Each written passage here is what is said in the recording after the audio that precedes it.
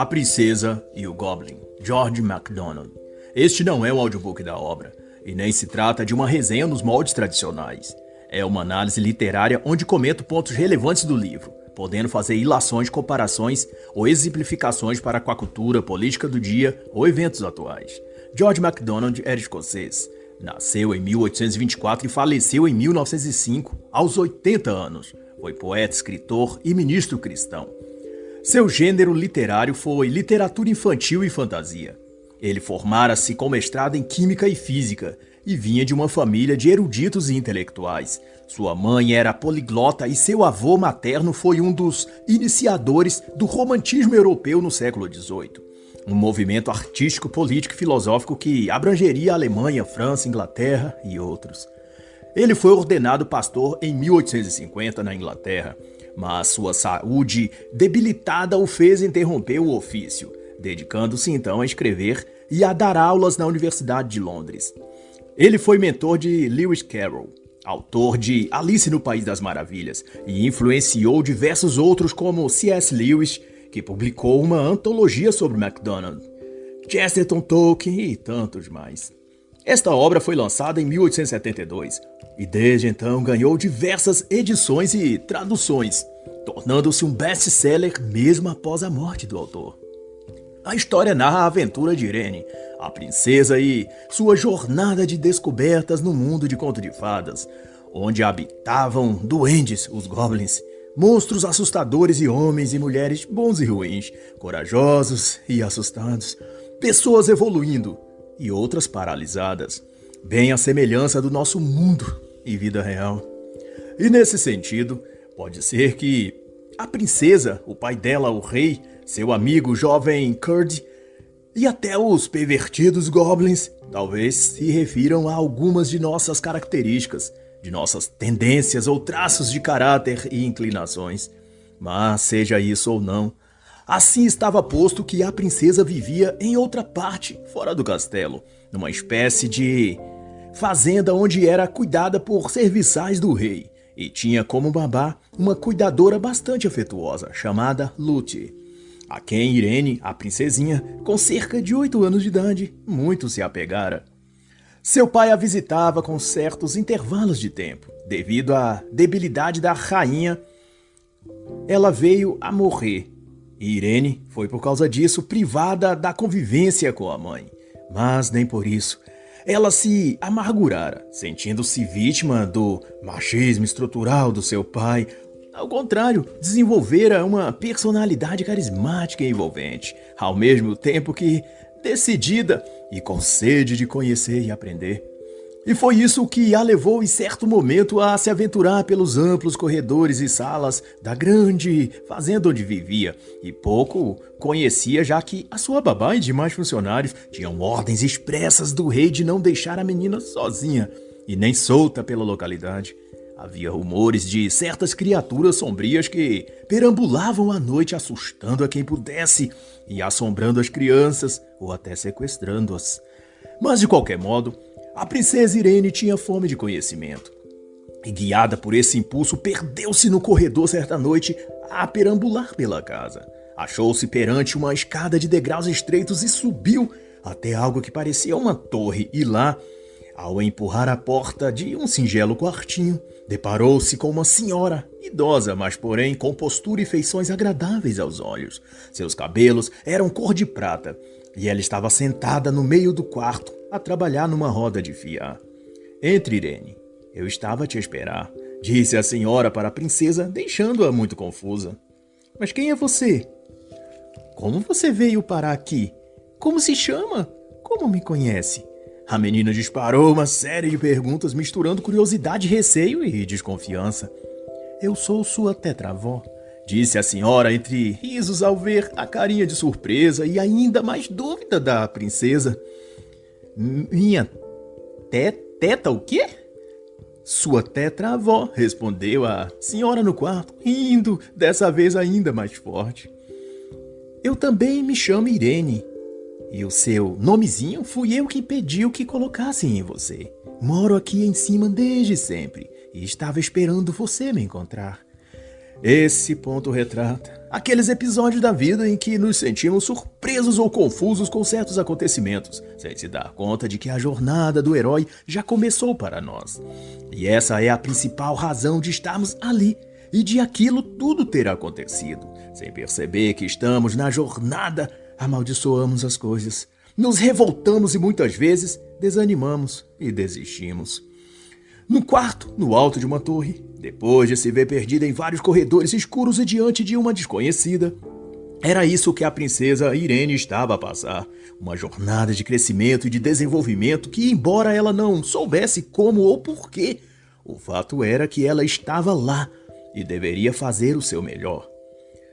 O autor, Adenaver Marcos Ferraz de Moraes, explicita na página 74 de seu livro Psicologia e Espiritualidade algo muito útil nessa reflexão aqui. Ele chama de processo existencial. A experiência de trabalhar o mal ocorrido ou manifestado para transformar em bem como uma ferramenta construtiva do processo pessoal, ao invés de deixar-se destruir por aquilo de ruim que haja ocorrido. Ele fala em dar sentido e direção ao que nos incomoda para que não sejam fonte destrutiva, afundando-nos e jogando-nos no fundo do poço. No transcorrer da obra, ele elabora maneiras de fazer isso acontecer, mas o fato aqui é que parece que a princesa Irene, apesar da tenra idade, pareceu compreender isso. Ao se desesperar, primeiro quando se perdeu nos corredores, ela chorou ao ver tantas portas, mas não saber qual a levaria de volta à segurança do seu quarto. Como qualquer um de nós, quando enfrentamos situações incômodas e difíceis, queremos voltar, recuar para onde sabemos ser mais seguro. Analogamente, isso pode significar a casa dos pais, o bar bebendo, a roda de amigos e companhias que, embora não tenha nada de bom a nos acrescentar, ainda assim representa um cenário conhecido. Não é exatamente dos problemas que fugimos, mas dos problemas novos e desconhecidos. Entrar numa zona onde não sabemos o que esperar é assustador. E muitos fazem como a princesa Irene, chora, se sente insegura e quer voltar à zona de conforto, onde tudo, até as dores, eram conhecidas e familiares. Mas depois Irene se recobrou. Pensou nas oportunidades que perderia se voltasse para o velho mundo que conhecia, que se limitava a ser cuidada pela babá, sem se desafiar com algo novo, sem nunca ir além de onde tinha ido. E então, ela notou em um daqueles corredores uma escada e ao subir encontrou a sua tetra-avó. E essa parecia ter entendido a lição, pois quando a princesa se queixou, enxugando ainda as lágrimas dos olhos, que não achou por aonde descer para o seu quarto, a senhora dos cabelos de prata lhe confortou, dizendo que ela não tinha achado o caminho para descer, mas achou a escada para subir. E metaforicamente isso quer dizer a etapa seguinte e a direção que devemos seguir. Para o alto e avante, como diz uma animação infantil. Depois desse encontro, Irene foi então conduzida pela sua tetra-avó até o seu quarto, e não demorou para que num passeio no bosque no lado externo da casa, Irene se perdesse outra vez. Ela foi levada pela curiosidade, querendo descobrir aquele novo mundo na floresta, que numa distração dela e de sua babá, acabou num lugar ermo e sombrio da mata. A penumbra atraiu visitantes bastante esquisitos. Primeiro eram sombras e olhos entre as folhagens, logo em seguida sons sinistros e grunhidos por toda a parte. E ela começou a correr, e quanto mais corria, mais para dentro da floresta ela ia, e mais perdida ficava. Nos contos em geral, a floresta escura fala da própria alma humana, daqueles momentos em que a pessoa se angustia diante de um acumular de problemas, e vendo sua vida cada vez mais escura, não encontra o caminho de retorno, a luz para lhe tirar daquele estado sombrio que está sua mente e espírito. O limite disso é a pessoa ser devorada pelos monstros da floresta, que remete aos próprios fantasmas mentais e psicológicos da pessoa. A solidão, a amargura, a revolta interior, a mágoa e o desespero, a perda de fé. E se ela não é socorrida, pode acorrentar-se a esses sentimentos destrutivos ao ponto de dar fim à própria vida, como retratou Goethe na famosa e controversa obra de 1774, Os Sofrimentos do Jovem Werther, em que assim ele coloca nas falas da personagem a descrição muito vívida desse sofrimento interior, que corresponde a estar perdido numa densa floresta. E foi para ele como o último lampejo de uma chama, diz o texto, e o seu desânimo cada vez se acentuava mais. O seu desespero era indescritível e tudo o que tinha sofrido até então, os planos mal-sucedidos e tudo mais, tinham-no esgotado. Ele via o futuro fechar-se para ele e sentia-se incapaz de suportar a vida. Mas quanto à princesa, surgiu no auge de sua aflição o jovem menino Curdie, para salvá-la naquela floresta tenebrosa. Ele era o filho de 12 anos do mineiro Peter e trabalhava também no mesmo ofício do pai, tipificando o que Jesus disse em João 5,17. Meu pai trabalha até agora, e eu trabalho também. Prefaciando o sentido de que o pai enviou seu filho para guiar na escuridão do mundo aqueles que estavam em trevas e perdidos. Ao resgatar então a princesa, o menino espantou as criaturas estranhas, cantando músicas alegres e bonitas. Como aquelas criaturas não suportavam a harmonia e a beleza, a melodia bem cantada de uma música doía em seus ouvidos e os fazia ir embora. E isso simboliza aqueles seres em nosso mundo que não suportam a beleza, a verdade e a correta justiça, e se esforçam então para eliminá-los da face da terra, instaurando trevas e frieza por onde puderem, e trazendo isso para a vida real. Vede como a própria música foi corrompida e deteriorada. Seja qual estilo for, samba, pagode, country, pop, sertanejo, elas expressam aquilo que há de mais vulgar e pervertido no ser humano. Falam em beber até cair, em viver de bar em bar, ou na calçada, ou na balada, enchendo a cara. Falam em trair, adulterar, em cometer atos libidinosos e imorais. E as danças e coreografias que acompanham essas músicas são todas de gestos eróticos e simulando atos sexuais. E não bastasse isso, também são evidenciadas as piores e mais desafinadas vozes, anasaladas, estridentes, infantilizadas, irritantes de algum tipo, tudo o que é oposto ao belo, harmônico e agradável é então transformado em arte e cultura. E isso tem a finalidade de expandir as trevas da ignorância e da ausência de Deus no mundo, e fazer com que vença o reino das trevas ou dos goblins. Mas a beleza e a harmonia dos versos cantados por Curdie foi como um raio de sol cortando o escuro da floresta, e todos os seres peçonhentos e sinistros se afastaram correndo de volta para suas grutas sombrias. Se fosse no Brasil, fazendo eu esse comentário, talvez tivessem essas criaturas do mal se escondido na Praça dos Três Poderes, nos recônditos trevosos do Palácio do Planalto, do Congresso e o prédio do STF. Mas, se a luz da verdade, do belo e da justiça não aparece lá por Brasília faz tempo, ao menos na história de Irene, a princesa, ela apareceu e irradiou na forma de canção, entoada por Curdie, cujo nome era Curdie Peterson, que quer dizer filho de Peter. Peter é Pedro. Pedro é a pedra que Cristo disse edificar a igreja. Na analogia, filho de Pedro é a igreja, e ela é a arca que abriga e guarda aqueles que se perderam do caminho da salvação. E ao ouvir então as canções harmoniosas e belas, os goblins da floresta fugiram, e a princesa veio então a saber o porquê do seu pai, o rei, a proibir de sair à noite depois do pôr do sol. Era para que ela ficasse protegida. E novamente, MacDonald faz, ao que parece, um paralelo para com os mandamentos de Deus, ou para com as próprias escrituras. Desde o Éden, ao dizer para Adão que ele e Eva não deveriam comer de determinado fruto de determinada árvore. A instrução ou lei divina era para proteger o casal do mal que já existia e rondava por ali, à espreita de uma oportunidade para corrompê-los e afundá-los nas trevas. Assim como toda a palavra de Deus tem a condição de nos desviar das armadilhas do maligno e nos guiar em segurança para a casa. A casa é o lugar seguro da presença de Deus.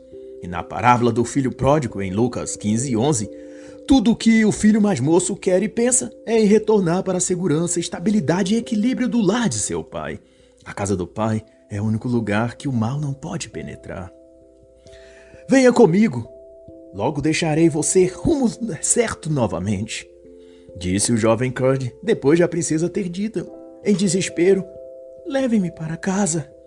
E tendo passado isso, a princesa contou a Lot, a babá, sobre seu encontro com a grande avó, mas a babá achou que era tudo fruto de sua imaginação.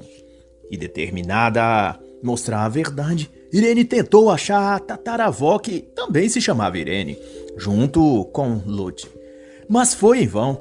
Não encontrou a escada que a levara da outra vez à torre aonde ficava a grande avó.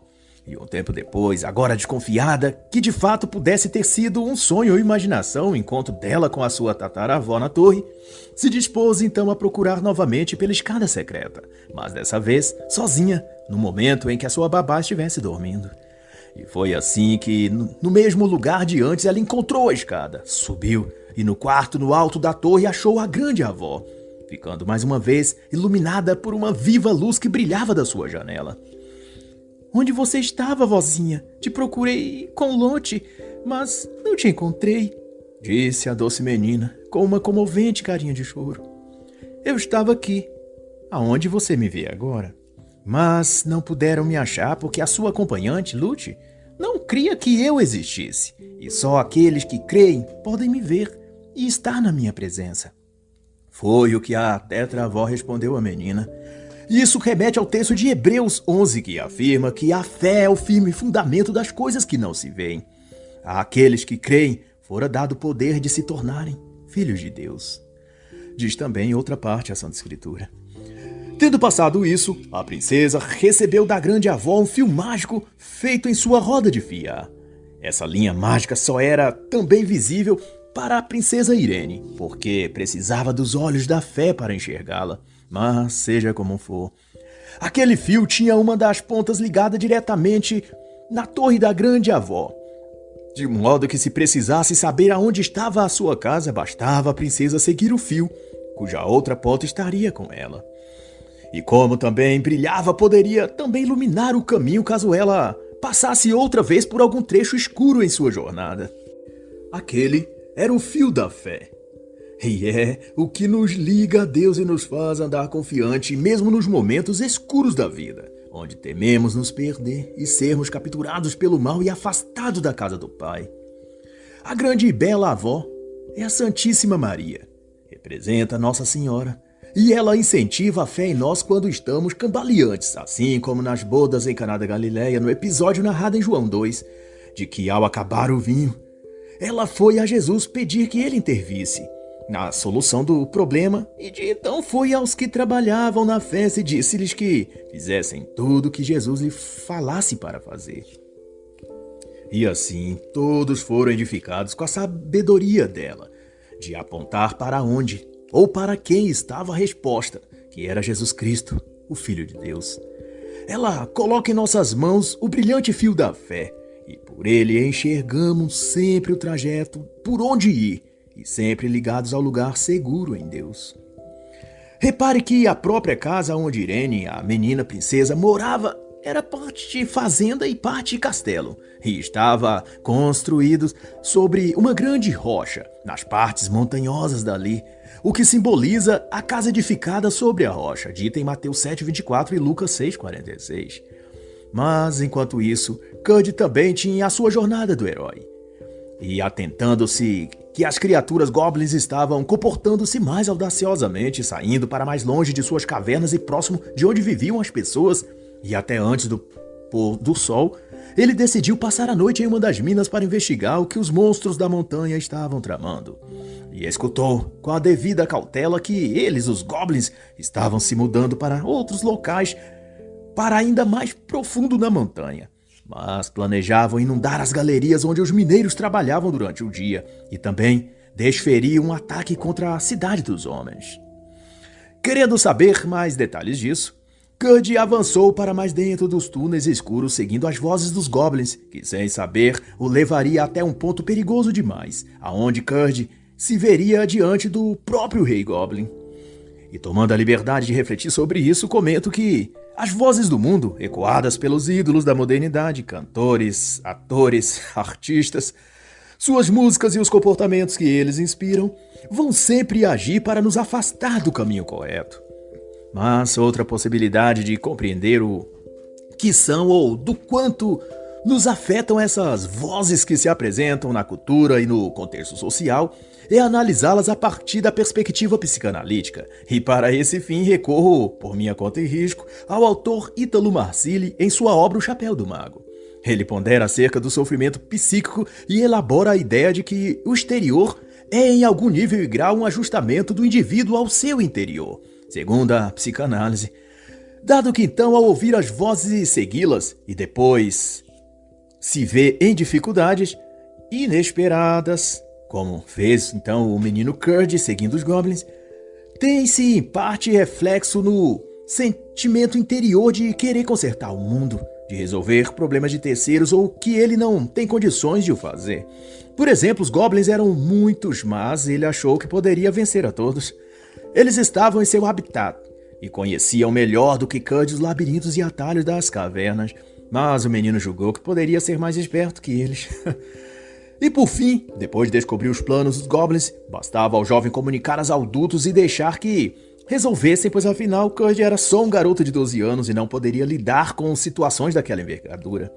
Mas a falta de maturidade e uma certa presunção da parte dele o fez ser conduzido para uma situação bastante complicada, mostrando, metaforicamente, o que acontece quando falta ao homem a maturidade na vida. E ele tenta agir como o Cavaleiro Branco, demonstrando seu heroísmo, ou seu VSM na linguagem Red Pill, para impressionar a Princesa Encantada. Curd imaginou que poderia salvar a Princesa Irene da ameaça dos Goblins e livrar o reino dos perigosos monstros noturnos, mas acabou capturado depois de cair numa armadilha. Ele tinha pela segunda vez seguido os Goblins pelo interior da caverna, e para retornar, como era tudo escuro, tinha amarrado um fio de barbante em sua picareta na entrada da mina. Assim bastava seguir o barbante para retornar e sair da gruta. Porém, astutos como serpentes, os Goblins já sabiam da presença do menino e levaram a picareta para um outro lugar num labirinto sem saída. E quando Curd tentou voltar e sair da caverna, se deparou com uma parede bloqueando seu caminho e ao redor dele, em toda parte, centenas de Goblins cercando e encurralando. Como refletido pelo Dr. Ítalo Marcilli, o inconsciente individual se articula com o inconsciente coletivo e é permeado pelo inconsciente familiar. Esses três vértices, de acordo com a premissa, formam o triângulo psicológico que motivam as interações mentais e comportamentais humanas.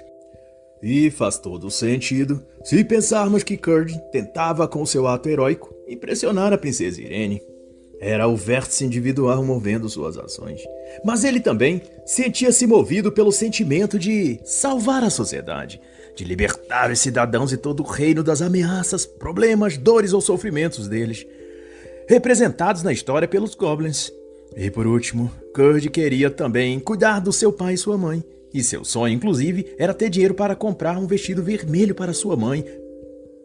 E sob essas três dimensões, agia o menino, achando-se já um homem, mas sem ainda ter amadurecido como ele pensava.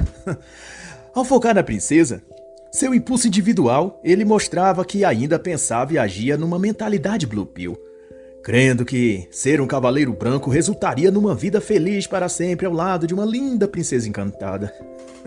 Quando, por sua vez, pensou em agir para o bem da sociedade e salvar o reino, ele atuava pelo inconsciente coletivo, no que tange a ser influenciado pelas vozes da sociedade que o impelia a se fantasiar de conservador de direita, lutando pelo ocidente cristão, sendo que esta é só mais uma das vozes seculares da era moderna. Pois nenhuma mudança no coletivo se mantém se não iniciar primeiro no indivíduo. Não se tratando, portanto, de ser de direito ou conservador, mas de ser nova criatura e amar a Deus sobre todas as coisas. E no terceiro ponto, o inconsciente familiar, diz respeito ao impulso que sentimos de agir em nome da família. Seja de reagir em oposição a ela, lutando contra os pais e o que eles lhe ensinaram, por discordar deles, ou de imitar e reproduzir as mesmas tendências nocivas ou vícios morais. Por outro lado, se a família tiver uma estrutura cristã sólida e estável, poderá proporcionar aos filhos um ambiente adequado e inspirador, capaz de guiar suas decisões e escolhas futuras. E nesse aspecto, Cud tinha tudo o que se esperava de um pai e uma mãe cristãos. E essa era, quem sabe, a única voz falando em sua consciência a lhe indicar boas escolhas, que nem sempre ele ouvia, devido à sua idade e imaturidade, mas que, no geral, lhe forjava como um garoto idôneo e trabalhador, responsável e atento, inteligente e com as virtudes cristãs a lhe marcar o caminho e personalidade. E Cud, então, acordou e viu que esteve desmaiado depois de ser golpeado com os sapatos de pedra da rainha Goblin. De todos os Goblins, a rainha era a única que tinha os pés calçados, e os pés eram o ponto fraco deles. Por isso eram também chamados de pés moles, e qualquer coisa machucava-os. O que também tem uma representação bíblica, de que os pés que não estão cobertos na preparação do evangelho, como expressado em Efésios 6, sempre se levam para lugares distantes da luz. Os próprios goblins odiavam a luz e chamavam os humanos de criaturas do sol, preferindo eles as sombras e escuridão. Mas foi-se que Cud agora era prisioneiro dos habitantes do escuro. Mas não obstante, nesse meio tempo, Irene foi despertada pelo anel que ganhara também de sua grande avó. E instigada pelo brilho do fio que sua tataravó fizera, se pôs a segui-lo, esperançosa de que seria guiada até a torre e o quarto onde veria a senhora dos cabelos de prata. Mas, ao invés disso, o fio de luz a levava para fora da casa e em direção ao interior da montanha, onde, embora assustada, ela seguiu firme e decidida, adentrando os estreitos corredores para dentro da caverna dos Goblins. E qual foi sua surpresa ao escutar, vindo do outro lado da muralha de pedras que bloqueava a passagem no mais recôndito da caverna, a voz de uma bela canção. Era Cud, entoando uma das suas músicas. Irene, que em grego quer dizer a que traz a paz, ou a pacificadora, começou a rolar pedra por pedra, todas que podia para desbloquear o caminho. Os goblins tinham lançado aquelas pedras ali, porque é isso que os seres ruins fazem. Jogam pedras e entulho para impedir a caminhada daqueles que seguem a jornada do desenvolvimento. E na vida real não falta quem atire sobre os que tentam crescer as pedras da inveja, da calúnia, da perseguição. Não falta quem jogue no caminho as barreiras da difamação, da fofoca, ou tentam obstruir nossa estrada com os escombros do calote, da fraude ou ludibriando-nos para tirar alguma vantagem. É assim que muitos enchem de lixo a própria vida e a de quem eles puderem, porque não suportam viver nos lugares áridos e sombrios sozinhos. Eles precisam de companhia, mesmo na derrota e infelicidade. Por isso tentam atrapalhar a evolução de quem eles possam influenciar. Esses se comportam como os fariseus denunciados por Cristo em Mateus 23:4. Atam fardos pesados e os colocam sobre os ombros dos homens, sem estarem dispostos a mover um dedo para ajudá-los. Mostrando então que, tanto na ficção quanto na vida real, há goblins terríveis cujas as intenções é a de prejudicar e ver descer aqueles que Deus quer fazer subir, de fazer cair aqueles que Deus quer ver erguidos. Mas então, posto isso, a princesa e o menino correram para sair da caverna, ela guiada pelo fio de luz e o rapaz segurando em sua mão. "Como você sabe o caminho?" perguntou Cud ao ver que, mesmo no escuro, a princesa se movia confiante e segura, como se já conhecesse o caminho em meio às pedras, curvas e desfiladeiros que haviam por todo lugar das trevas. Cud não podia ver o fio de luz, por isso não compreendeu quando a princesa disse-lhe: "A minha grande avó está cuidando de nós." Essa era a intercessão de Nossa Senhora, outra vez agindo em favor dos filhos de Deus nos momentos mais escuros da vida. E isso também é confirmado pela capa azul que a princesa usava, dado a ela também por sua grande avó, que na tradição faz referência ao manto azul que Nossa Senhora Aparecida, ou Nossa Senhora das Graças, tem sobre a cabeça e ombros a tocar nos calcanhares, conforme mostra a iconografia da igreja. Ou, quem sabe, fazia alusão a Santa Marte Irene de Roma, que viveu no século IV, durante o governo de Diocleciano Imperador, e mandou prender e matar queimadas vivas a jovem Irene e suas irmãs Ágape e Quilônia, por guardarem em casa livros da Sagrada Escritura e evangelizar aos perdidos. Ela também é retratada na história eclesiástica como tendo um manto azul por sobre um longo vestido vermelho. ao passo que a Santíssima Aparecida usa um manto azul por sobre um vestido branco. Mas é claro que essas coisas não podem ser compreendidas por quem não tem fé. Assim como o fio que guiava a princesa, essas coisas só podem ser vistas com os olhos espirituais. Por isso, Curd não viu ou sentiu o fio quando Irene tentou mostrá-lo na ponta do dedo dela e fazê-lo tocá-lo. Não adiantou. E por isso o menino continuou sem ver e por isso sem crer. E ao saírem seguros da gruta dos Goblins, a princesa insistiu uma vez mais. Olhe, Curd, você não vê o fio brilhando diante de nós? Continuou. Sem ver nada, foi o que respondeu o menino. Então você deve acreditar sem ver, concluiu a menina princesa. E dali, depois de saírem da caverna para o jardim da casa da princesa, passando por misteriosos labirintos, Irene resolveu ir até a torre aonde estava a sua grande avó, e Curd estava com ela. Lá tentou fazer com que o garoto visse a sua avó, que estava vestida num lindo e longo vestido branco, tão branco quanto a alva neve. Mas também dessa vez Curd não enxergou a avózinha e nem escutou a voz dela falando docemente com a menina.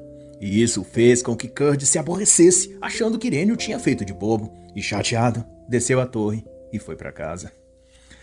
Até que o dia chegou em que o plano dos Goblins se revelou. O rei deles ordenara que cavassem um túnel por baixo da terra até a casa real, e lá sequestrassem a princesa para que forçassem-na a casar-se com o filho do rei Goblin. E assim se fez. E no dia do sequestro, grande batalha se deu entre os perversos goblins e os guardas que tomavam conta da casa e da princesa. Curd estava também ali a lutar, pois horas antes tinha sido atingido por uma flecha de um dos soldados do rei e da princesa Irene, que eu tinha visto pular o muro e confundido com um ladrão ou um dos goblins. Mas, no iniciar da confusão, tendo Curd sido levado e medicado dentro da casa, apareceu-lhe a senhora dos cabelos de prata e aplicou-lhe um bálsamo no lugar da ferida, o que o curou no mesmo instante, e ele despertou-se para toda a verdade que a princesa lhe havia contado. E então grande luta se fez e vários goblins eram machucados nos pés pelos soldados do rei, e Curd, fugindo pelo mesmo túnel que haviam chegado, não obtiveram sucesso em sequestrar a princesa. E na confusão, a grande avó a tinha levado milagrosamente até o alto da montanha onde ficava a humilde casa da família do menino Curd. A princesa estava escondida e cuidada pela singela e devota mãe de Curd ao calor da lareira. A casa do rei e o quarto da princesa tinham virado uma zona total, em que goblins tentavam achar a princesa para levá-la, e os guardas reais reviravam tudo querendo achá-la para protegê-la. Nenhum dos grupos parecia em mais vantagem que o outro nesse aspecto. E curioso que, embora toda a disputa e ressentimentos mútuos, num dado momento, alguns dos guardas e alguns dos goblins pararam de brigar quando, ao passar pela adega, resolveram ambos grupos dar uma pausa na peleja e beberem. E tal foi o espanto do capitão da guarda e do jovem corajoso Curd ao passar pelo cômodo e vir goblins e guardas cambaleando abraçados e bêbados, confraternizando com garrafas de bebida nas mãos e outras vazias pelo chão, lamentando-se uns aos outros os desprazeres da vida e do ofício deles. E tudo graças à bebida, que realmente escraviza a mente e subjuga os que lhe dá acesso a uma existência limitada e a uma perspectiva acovardada e sem disciplina ou senso de propósito maior na vida. O que me lembra diversos relatos expressos na obra Alegrias Engarrafadas de Daisy de Carvalho. A autora faz uma descrição do universo da embriaguez e do consumo de álcool na cidade de São Paulo no recorte do final do século XIX e início do século XX. Ao relatar um caso ocorrido num botequim da Rua da Consolação, a cena, os gestos e todo o cenário lembrem muito o descrito por MacDonald nesse trecho, em que goblins e guardas humanos achavam na garrafa de bebida a cumplicidade fingida, o elo fictício e passageiro que nasce das amizades transitórias ocasionadas pela embriaguez. Tudo tão ridículo quanto frágil. E para se ter ideia de como o vício era estimulado e parte da conduta social normal, a autora conta que, até 1800 e por aí, a cachaça e o vinho eram o tipo de bebidas consumidas regularmente no desjejum da manhã. Só aos poucos, nos anos seguintes, o café foi sendo introduzido como hábito matinal no Brasil. E em outra descrição ela conta que Nheco Nhenheco, um homem negro de 80 anos que vivia como andarilho nas ruas e era já por todos conhecido, tanto porque tinha 2 hábitos peculiares como os quais ele usava para atrair a simpatia de todos. O primeiro era o de todas as manhãs, às 9 horas do dia, ele liturgicamente era visto no boteco de José Frango Assado, um português, gente boa que cuidava de uma quintanda e botequim na Travessa da Sé. Esse hábito de beber pela manhã acompanhava muitos bebuns da época e era chamado de matar o bicho. Mas no que concerne ao senhor Nheco, seu segundo hábito mais forte era o de tamborilar um prato de metal, batendo nele com uma colher. Ele fazia acompanhamento de qualquer música com maestria, como se estivesse com um instrumento musical de verdade e conseguia dar às pessoas mais do que algumas esmolas. Ele ganhava delas algum tipo de afeto, de cumplicidade, de sintonia ou conexão. Unidos na bebida e na arte, eram todos eles iguais naqueles momentos em que suas alegrias eram tiradas das garrafas e espalhadas sobre eles, com a finalidade, como eles mesmos diziam, de matar o bicho do corpo e da alma. E pelo visto, era isso que faziam os guardas e os goblins na adega da casa da princesa. Acalentavam as dores da alma, desengarrafavam a alegria que só sabiam achar no vinho, na cerveja e no álcool em geral, o único momento em que se viam como iguais. Passado, pois isso, Gerd arrependeu-se de ter sido rude com a princesa. E isso lhe abriu os olhos para que ele visse o fio de luz e fosse então guiado para onde a princesa estava segura, repousando nos braços da mãe de Gerd, o filho de Pedro. E nesse meio tempo, os goblins, amargurados pela derrota, intentaram inundar as minas. E soma-se a isso grande tempestade que rapidamente alagou tudo, e grande pavor causava a goblins e humanos.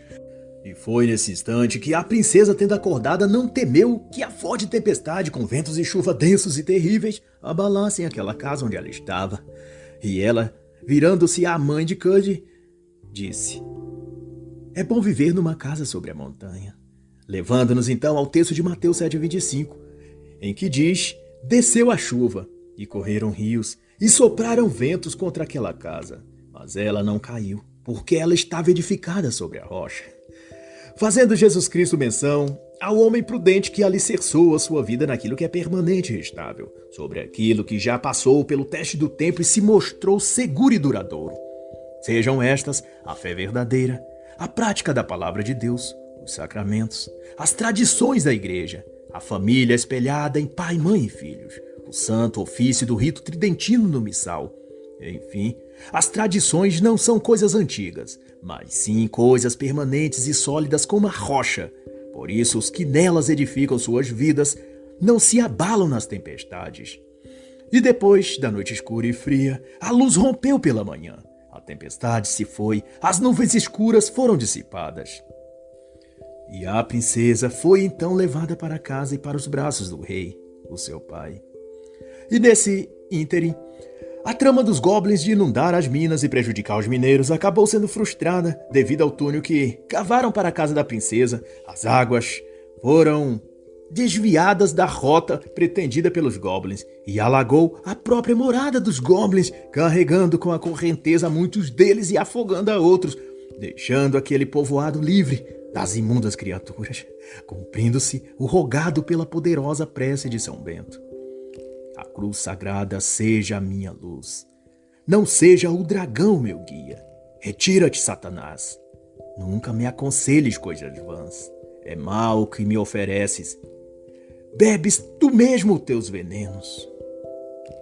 E assim está escrito: tomai, portanto, toda a armadura de Deus, para que possais resistir no dia mau, e, havendo feito tudo, ficar firmes. Efésios 3:13. E assim, encerra a análise da obra A Princesa e o Goblin, de George MacDonald.